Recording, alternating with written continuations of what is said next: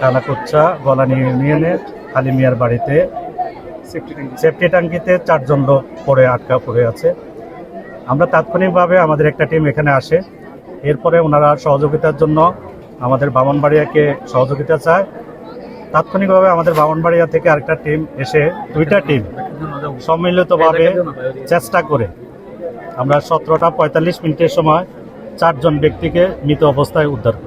ওনাদের গ্যাসের কারণে মৃত্যুটা হচ্ছে বলে আমরা ধারণা করছি প্রাথমিকভাবে। এটা একটা আন্ডার কনস্ট্রাকশন বিল্ডিং ছিল, আবাসিক ভবন।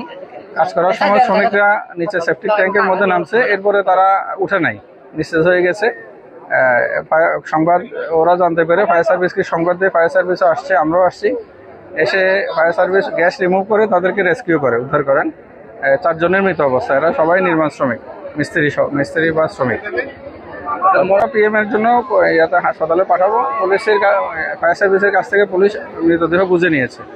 আইনগত কোন ব্যবস্থা নেবেন কিনা? আইনগত লিখিত অভিযোগ সাপেক্ষে ব্যবস্থা হবে। আমরা নিজেরাও ইন্টারনাল ইনভেস্টিগেশন, কারো অবহেলা বা বিচ্ছুদে থাকলে সেটা আইনানুগ ব্যবস্থা হবে।